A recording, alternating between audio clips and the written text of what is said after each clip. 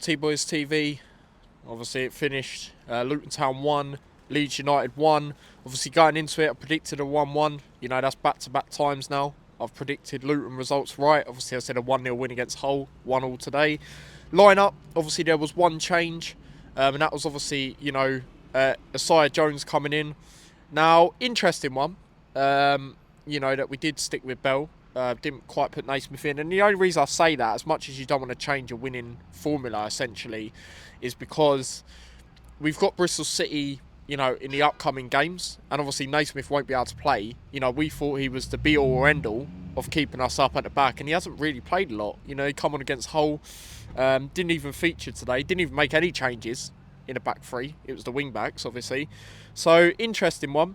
And also with Bell as well, historically, we know when he's played a few times for Jamaica, he's come back, he's got injured the first couple of games, if not the first game. So that was always a bit of a worry, but obviously he come out of this game unscathed, which is great to see. I thought he had a decent performance, but yeah, going into the first half, I thought we started off pretty well. And again, we started off, especially under Bloomfield at home, we started well in a lot of games. And then Leeds grew into it a little bit. Kaminsky, brilliant.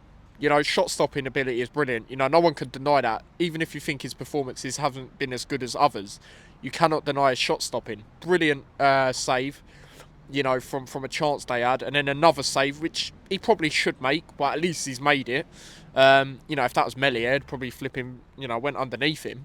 And then we get the momentum to score. And that is because of Kaminsky, the reason why we went 1-0 up. As much as he didn't score the goal, obviously, it was Isaiah Jones. Great goal, in the sense of position-wise, right time, right place. He couldn't miss, and it was great. His first goal for Luton, that's great to see.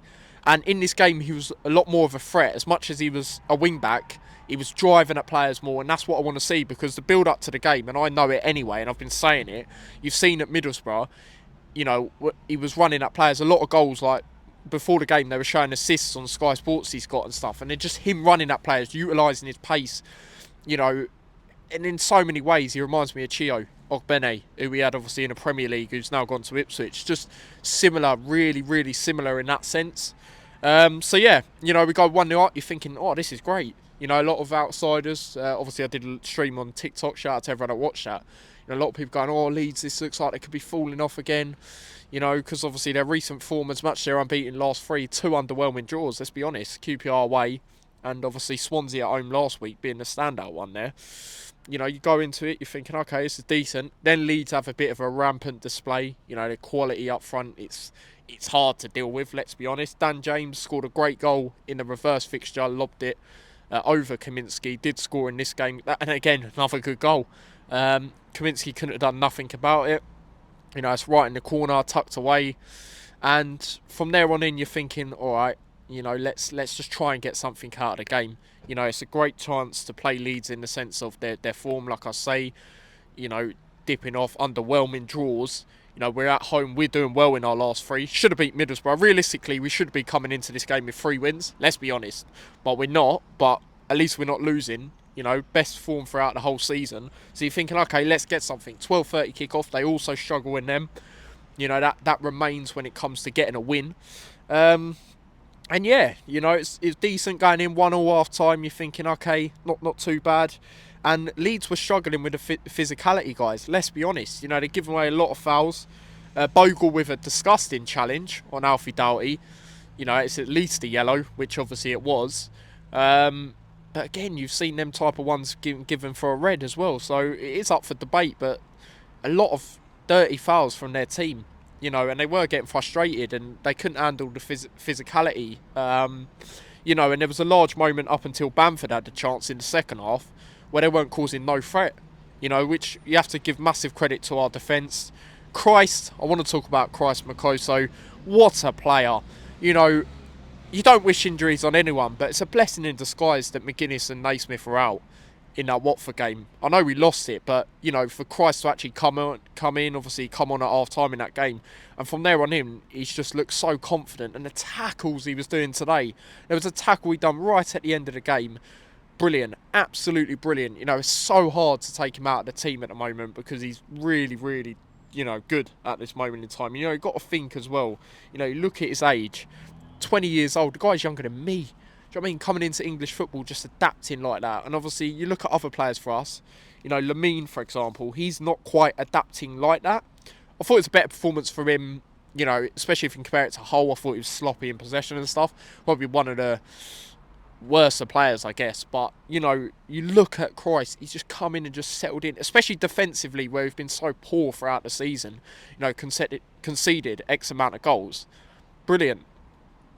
Absolutely brilliant from Christ. And it's just great to see. It really is. Because, even when Naismith and that obviously were injured, he weren't getting on the bench. He's playing in the youth team against Brighton when we beat him 3-0.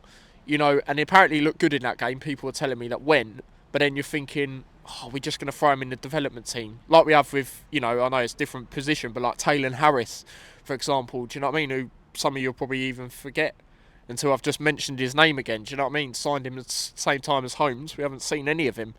Obviously in the main team, and striking has been our problem. So it is up for debate. Can he have an opportunity at some point? But that's another story for another time. But yeah.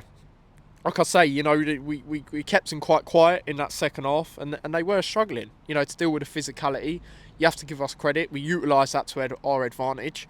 You get loads of neutral fans and a few Leeds fans, not all of them, but you get a few of them going, "Oh, you just bullied us." Do you know what I mean? Like it's not allowed. Do you know what I mean? Like your tackles that you done, they shouldn't be allowed. Do you know what I mean? They should be, arguments for reds and stuff, like I say. So there is that. But overall, I'm very happy with a point. I said going into the game I'd take a point. I did say we'd get a draw. And you've got to look at it and think, well, as much as Leeds have dropped off a little bit, still unbeaten. They've still got a quality, side. We saw that when they did have the patches going forward. And I think you've got to take it, going into that Stoke game. The Stoke game is pivotal, though. For me, we have to win that game. It's literally like when we played Hull and Cardiff, in the sense of you have to win them games. And we did. The away form's picked up. Stoke are very inconsistent, as we know. So for me, it's a good opportunity. I have got a bit more confidence because we're unbeaten in the last 4 games. We're looking much better defensively. A worry today is obviously Elijah come off injured. It's not great to see. As much as he's not been great in form, the striking department now, what do we go with? Obviously, we'll find out how bad it actually is. But what do we go with against Stoke now? Because obviously you've got Brown out as well. I prefer seeing Ali out wide, who had a great defensive display when he come on as that wing back. You got Nordas, you got Morris, but you haven't got Brown. So for me, I'll probably go Morris and Nordas if we go 2, but I've got a feeling now we might go 1 up front. Let me know what you guys think, but it just doesn't work for me. So yeah, it's one of them. But overall, I'll definitely take the point. And yeah, we move on to Stoke. Obviously, it's a quick turnaround, and shout out to Jones for getting his first goal. And yeah, let me know your thoughts on it. Luton fan, neutral fan, do let me know your thoughts. Leeds fan as well. Yeah, smash a like, subscribe, follow me across all my socials. And yeah, subscribe to the extra channel as well. So yeah, take care. Peace.